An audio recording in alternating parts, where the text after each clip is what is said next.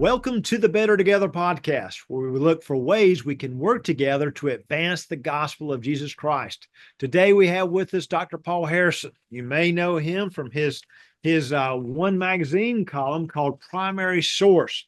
And so Dr. Harrison has pastored Madison Free Will Baptist Church in Madison, Alabama since 2015. He's been a longtime pastor. He pastored at Cross Timbers Church in Nashville for 22 years. He was also a past adjunct professor there at Welch College. And you might have heard of his index, the Classic Sermon Index, which I recommend to all of our pastors and really anyone who just has a real interest in history and the word. It's a really good resource he's indexed over 66,000 sermons, and some of his clients are Harvard, Baylor, Vanderbilt, and you can check that out at classicsermonindex.com. So Dr. Harrison, thank you for this good work that you've been doing all through the years. Thank you. I appreciate what you said, and I'm glad to be with you today. Well, we've got you here today to talk about a real practical problem that we have within the Free Will Baptist denomination, but really with all denominations, all churches, it seems, are struggling right now with, especially in North America, mainly in U.S. and Canada, with a lack of men who have answered the call to preach. And so you've written about that in the past. You've talked about that quite a bit. So let's just talk a little bit about that today when folks are listening to this podcast. Why don't you just start by summarizing what we often do in many of our churches when we find ourselves in need of a pastor? What's the usual process we have? Well, it has changed some, and even recently. I appreciate your sharing some of that with me. In the past, what used to happen, and it still happens a lot, is when a pastor he's serving and he resigns, retires, or whatever. Usually, the congregation will either already have in place some mechanism. Maybe their bylaws say the deacons serve as a search committee, but however they do it, they wind up with some group of people usually who will be charged with the responsibility of bringing some candidate to the congregation. And what they often do, that committee will do, is they will go and perhaps look in the area if they know some pastor or something and maybe invite them to consider coming to be their pastor. Lots of times they will invite someone who's already pastoring someplace else and doing well, and they think, hey, they could do well for us too. Or they may contact one of the promotional men in our various states, like Danny Williams in Alabama, but they'll contact them and say, hey, do you know somebody? They may contact somebody at the Bible college, and they'll have those people come in and preach for them. They may interview them, through a Zoom meeting like this, and have various exchanges, but then eventually they'll have that person come in and they'll preach, and who knows what they'll have them do. And sometimes they'll come back for another session after that, but sometimes even after a one weekend experience, the church will then vote and decide whether or not they want to issue a call to that person. And it goes from there. One of the encouraging things that you were sharing with me is that now we've got some mechanisms in place where a couple of different things can happen. One is where churches can they can go to you and say, we need a pastor, and they can answer a questionnaire and lay out some information kind of describing who they are. And ministers who are desiring to be able to pastor somewhere can do the same sort of thing, basically say, I'm interested, and here's who I am and what my situation is. And then there can be some administrative work done by your office to get those two together. And so I think that's a great advance over what has been done in the past. And so I think that's a good thing. I don't know how many people are doing that, but that's, in a nutshell, that's kind of how that has unfolded. Yeah. So that you're talking about the pastor placement program. And so we've had as many as 25 churches at a time. We're probably at this moment doing 21 churches that are looking for pastors. And basically, just like you said, they fill out a questionnaire. However, we send Dr. Tim York to them. He talks with the church, talks with the leaders, kind of like that group you mentioned. Primarily with the search committee, but then can talk with the congregation as well. And then you alluded to the pastoral candidates on the other end. They're completing a questionnaire. it's a confidential thing.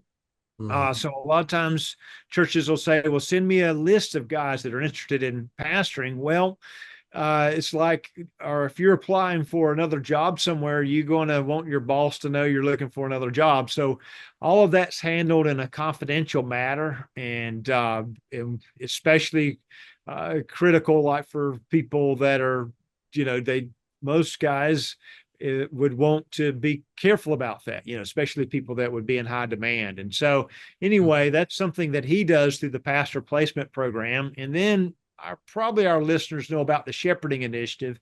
And this is how we work with churches who are without a pastor until they get a pastor. And so there are different things they can participate in. There's video sermons, there's Wednesday night messages, but there's a weekly coaching session with a shepherd within the church that helps along. So that's pretty much it, but really a lot of churches are still doing, I think, what you mentioned, Dr. Harrison. What we're doing is kind of makes it a little bit easier, but it's still difficult because we've got some problems, don't we, trying to get enough people to pastor churches. Yeah, the shortages are alarming. And we've had in our area, we've had churches where they were small and struggling churches to start with, and the pastor has a health problem, or he just gets old enough to where he has to retire, needs to retire, or he leaves for some reason, and the congregation's needing a pastor, desperately needing a pastor. And, they can't hire somebody full time, and they're trying, and they cast about and do whatever they do to try to make some progress, and sometimes can't, and the church closes. We're losing churches right and left.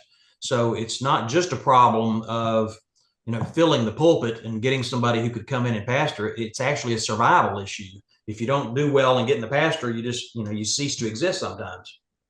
That's so true. And so that is truly what brought the shepherding initiative about. They weren't strong enough. They weren't in a position to pay a pastor. And just to be frank, they weren't appealing to a potential candidate. So we do encourage our churches to reach out, and we would help them with that. We can provide them with resources and kind of coach them so they're not in that along the way. But really what you've been thinking about over the years are how to keep from getting to that spot, because when we read through the Bible, that's not really the way the Lord intended for it to be, is it? He intended for us to grow our own men that would come up through the ranks and pastor our church and maybe go on and pastor other churches. So summarize, if you will, the way you see it, the ideal calling of a pastor. And that wording is important, ideal, because I don't think that there is a passage of scripture that just is definitive that says this is precisely what you have to do, and if you don't do it, you're disobeying God. But there is a pattern of what the early church did, and by the early church, I'm talking about the New Testament church. And where you especially see that is you see it in Acts, and then you see it in Paul's letters. So in Acts, when we're hearing, the narration that Luke gives of Paul's travels, well, he would, go into a particular city and he would evangelize folks. And usually when he would leave a congregation there, and they needed a leader. And of course, he knew that. Well, there was no pool of preachers, out there around in the world or in Christianity that he could kind of contact somehow and say, you need to come over here. Now there's a new church. So the model that he laid out there, and you see this especially in Acts chapter 14, is he would appoint somebody from the congregation to be the pastor. And I think what he would do, this especially seems to come clear from when he writes to Timothy, is he would look in the congregation for leadership. He would look for, obviously it would be a congregation that would be very young. So you're not going to have any long-time Christian people, but you could still kind of discern. Some people, when they get converted, they mature more quickly than others. And he would pick that person out and say, you should be the pastor. No doubt there was coordination with the congregation itself, but the minister would come from within that congregation.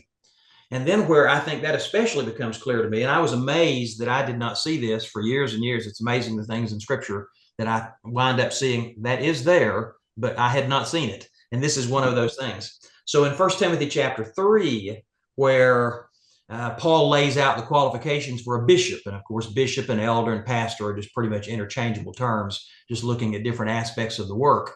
And so he lays out those qualifications. If a person desires the office of a bishop or an overseer, he desires a good thing, and here's what he ought to be. And it lays those things out. Well, immediately after that, he does exactly the same thing with the deacons.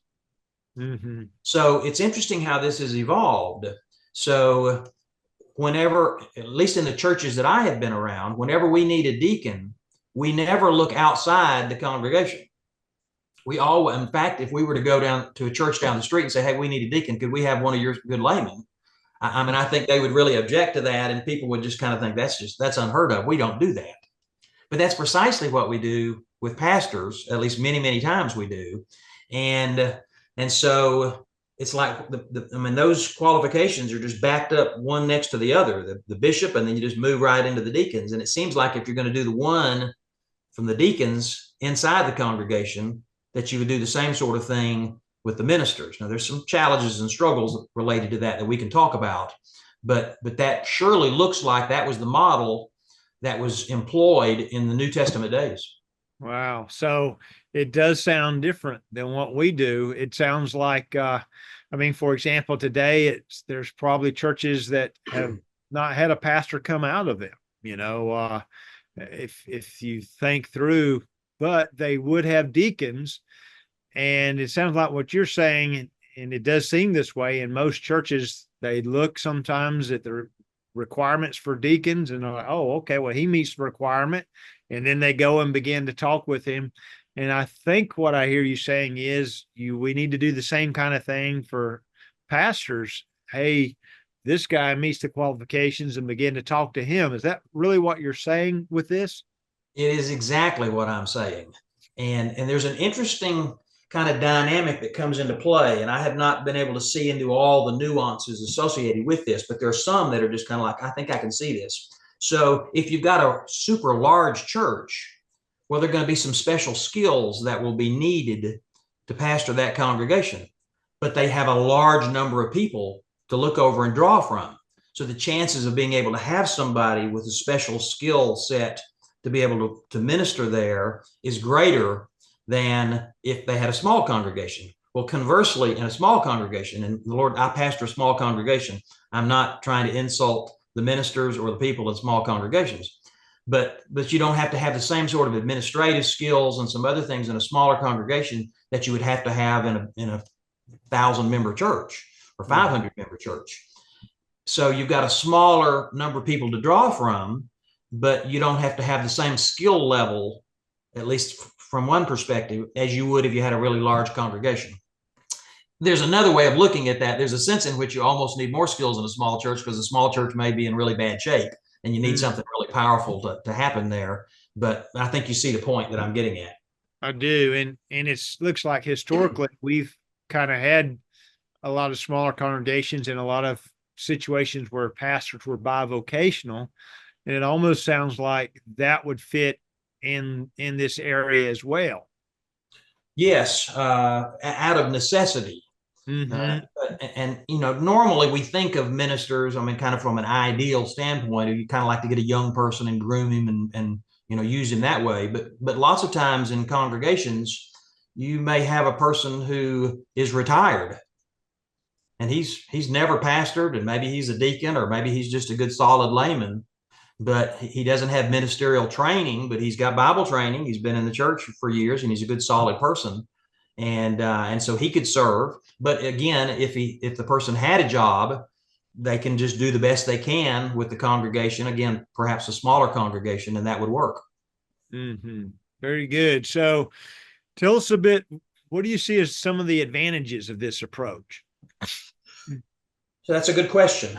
So, one of the problems with the model, especially that has been employed before some of these advances that have been made here in our denomination recently, is that churches wind up calling ministers, and the ministers don't know the congregation, and the congregation doesn't know the minister. So when if you bring somebody in for a weekend and they preach, And then you bring them in for another, let's say another weekend, which I don't know how often that happens, but they bring them in for another weekend. And then let's say you bring them in for a month of weekends. Well, you're going to know them a month's worth. I mean, you can only know somebody in a month's worth. And there's a whole lot to us humans. Yes. There are a whole lot of things that are quirky about all of us, and we've kind of got our idiosyncrasies and things where they were strong and things where we're weak. And oftentimes in the candidating process, even the person's not trying to lie, but you comb your hair better probably for an interview than you do, after you've been around folks forever. Yes. So a preacher sometimes will pull out his best sermon and go in and preach that weekend, and the people think, man, this guy's a fine preacher. And that may be a fine sermon, but that he may not be able to produce that week by week in terms of sermons. And so they don't know just what they're getting there. And the congregation oftentimes does the same thing, because they're going to clean up and they're going to act nice and they're all excited because they're needing a pastor and here's a potential guy. And so they put their best foot forward. And what happens is they wind up getting married, but then sometimes waking up in bed later realizing this is not who I thought I'd married. That happens both ways. Yeah. And that has led to short-term pastorates oftentimes. You may have current stats. I don't, but I know that the stats, 20 years ago or so, was it was really common for the pastoral tenure to be 3 or 4 years on average. 3 or 4 years on average. And that's really difficult for the pastor who's bouncing all over the place, perhaps with a family. And a wife that's, trying to be faithful and follow along, but she can't ever really settle into a home. And it's really difficult for the congregation, because about the time you get used to who this person is, they pull up stakes and go someplace else. So the idea of not really know, this is where what you were describing earlier, where the church says they fill out a questionnaire and say, here's who we are, and the minister does something similar, is an advance over where we had been. Now, I still think there's not any way to really get to know somebody without just kind of having a significant period of time, but that could at least exclude some things that were clearly not going to be matches, and it's just going to waste time and kind of hurt feelings perhaps also. So you're saying when a fellow comes up in your church and you've discipled him and trained him, and he knows you, he knows this person's idiosyncrasies and you know his, you're saying that's a better, that works better. That it's got better potential and even more like what Paul was prescribing in the scriptures. Yes, I think so. I think so. You congregations and ministers have warts. We all do.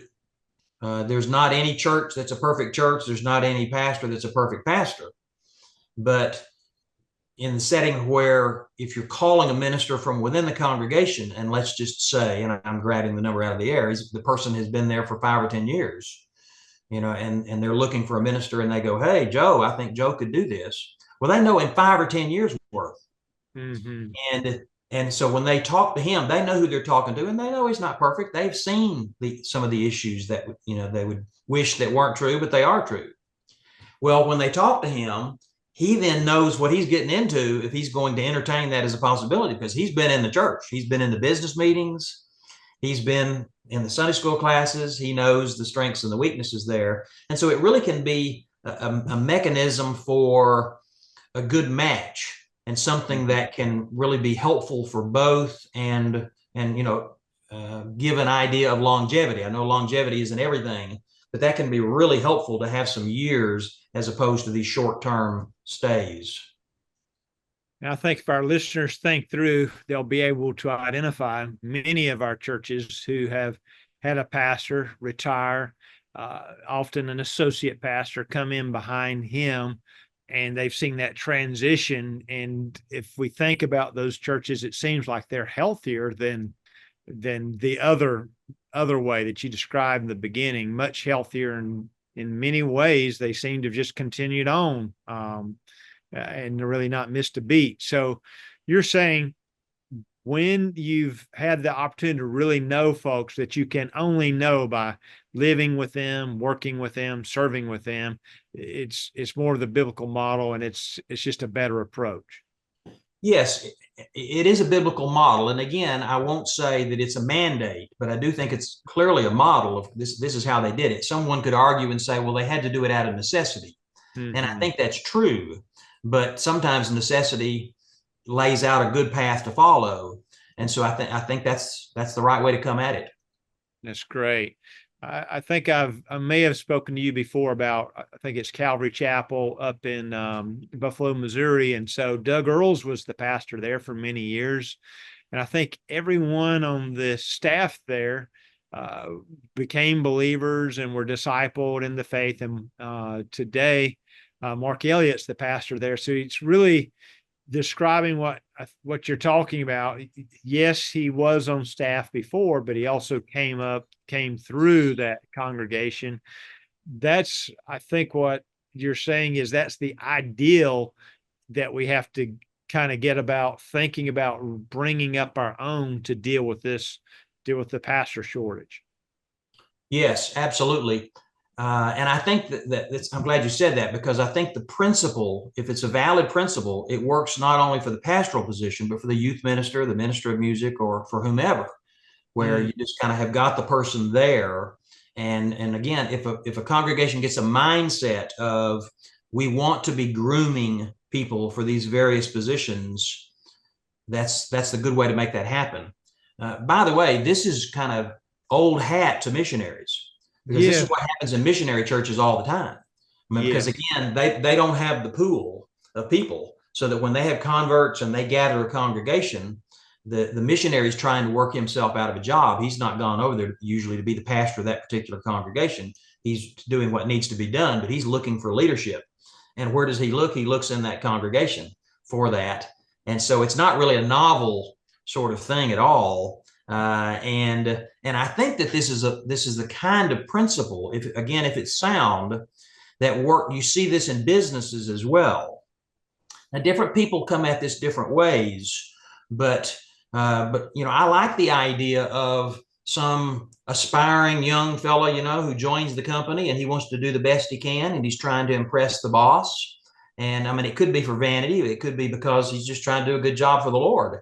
And he's able to rise. He has an opportunity to rise in that. And if the company, just as when the church, has that mentality of, we're looking for this in our congregation and we're going to reward it, then that can be very encouraging.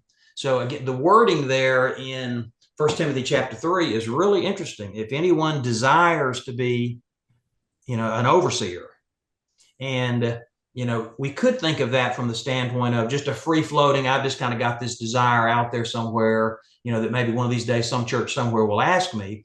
That's possible. But with what was going on in the New Testament days, I think when Paul wrote those words and those letters were read to the churches, there were some young bucks, or maybe some older ones, who heard that and thought, so it's okay for me to examine myself and see how God has gifted me, and to try to conform to the qualifications so that I could be a leader. Hmm. I think that's a good thing. That's okay. That's great. And so it's a mindset thing, is what you're saying. So first off, we're not always looking for our leaders, our workers to come from somewhere else. We look within, and then we also should ask ourselves, is God calling me into this? And if I like teaching, then maybe I should be teaching. And I see where that goes, because you're going back to, if anyone desires the office of the bishop, it's a good thing. It's not a bad thing at all, is it? Yeah, that's exactly right. But there's another aspect of this that is really interesting, and especially from a church history standpoint, and even a Free Will Baptist history for that matter, is, you've got James, who says, you don't need to desire, you don't need to, forget the wording that he uses there, to be a teacher, to be I think King James maybe says master, but it's talking about a teacher, because there's a greater level of judgment for you if you're in that position of leadership in the church. And so it kind of a dose of humility, I think, trying to be given to people who may think about, well, I want to be a leader. And so there have been a number of people, some really, really prominent leaders in the history of the church, who thought, this is a huge undertaking. I'm not up to the task. Paul said, who is sufficient for these things? And so they would not ever put themselves forward.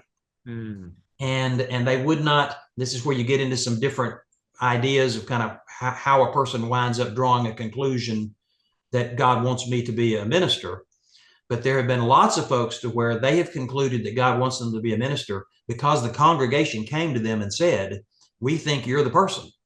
And so in our movement, for instance, L.C. Johnson in South Georgia, he was just a fine young man in the church. He loved the Lord and he loved the church, and he came and he was faithful and he had some gifts. And when J.R. Davidson had to be gone from the congregation, he said, Linton, will you preach for me while I'm gone? Well, I'm not a preacher, he said. Well, I understand you're not a preacher, but I need somebody to speak. And would you do that? And he said that he would. And Dr. Johnson used to say he would begin those sermons with, now I'm not a preacher, but he would go on and do the best he could. And what happened is eventually in one of the association meetings, the Presbytery committee or whatever committee they called it at that time called him in and said, we think you need to be licensed to preach. And he said, oh, no. He said, I'm not a preacher. I fill in some, but I'm not. And they said, well, we think, and they prevailed over him. I mean, kind of pulled him in kicking and screaming. I don't want to be, but he said he acquiesced at the end of the day. And wow, what God did with that. And there had been many ministers in the early church. Augustine was that way, and Ambrose was that way, and Chrysostom was that way. There have been many, many ministers who wound up making a great mark for the Lord, who, in terms of their own thinking, would not have ever said, hey, look my way, I'm the guy. Mm-hmm. That's great. And look at what L.C. Johnson, look at what so many of those others became. I don't know if you know this, my pastor growing up was David Paramore, and it was a similar situation. Frank Davenport was working with churches in Eastern North Carolina and sent him over to Mount Calvary in Hookerton to speak. And they showed up. He spoke on a Wednesday night. They showed up Thursday morning on his doorstep and said, we found our preacher. And they're like, David's not even licensed. They said, well, he's our preacher. And so, and Bobby Jackson was there. Frank Davenport was there. And they went and talked to him at the shirt factory. Worked and really kind of worked on him a little bit. He said, well, I'm working the shirt factory, and Bobby Jackson says that he said, well, anybody can work here at the shirt factory, but only certain people can do what, they were believing God was calling him to do. So there's examples of that. And what you're saying is look at what the scripture says, look for men that meet those particular qualifications. And perhaps that's part of this whole shortage problem is there's guys that are a little bit like Moses saying, no, I can't go, and might need a little bit of prodding a little bit there to really examine their hearts, examine, is God calling me to do this thing? So, wow, it's pretty interesting, Dr. Harrison. Yes, I think it is. So what are some disadvantages of maybe an approach where a congregation looks and they're looking around, trying to figure out, okay, who is it in this congregation that God would have to be called or to lead us in certain ways? And there are some disadvantages. So it's good to just kind of face up to that. Some of them we've touched on already, to where in some congregations, there just simply isn't somebody. Mm-hmm. As much as I would wish and the congregation would wish, and they can look around, and they may be looking around at 50 people, or they may be looking around at 10 people. But when they look, it's just not there. Or if they find somebody, the person just may say, I'm not willing. And so they just don't have any choice but to go outside. And I consider that unfortunate. But again, this is where the idea of it's not being a mandate, but more of a model, I think comes into play. So one of the disadvantages is if you try to limit yourself to that congregation, in some instances, there's not a lot of headway you can make. Another disadvantage is that sometimes when somebody has been reared up in that congregation, they kind of look at that person as little Johnny. Mm-hmm. How could little Johnny be pastor, even though little Johnny may be 40 years old now, but they've, grandma has seen him, and all the folks in the church have seen him for all these years, and they may respect him and think highly of him, but they just kind of have trouble with getting the mindset of this would be the pastor of our congregation. A prophet is not without honor except in his own country, kind of thing. And so there is that kind of struggle that's there, and that's very real. I'm confident there's some other disadvantages, but those come to mind. Well, and you mention it there, you get down to 25, 40 people or whatever. It's very hard. So really the ideal is you're doing this when your church is younger, when your church is healthier, and the more unhealthy your church becomes, the more difficult this is.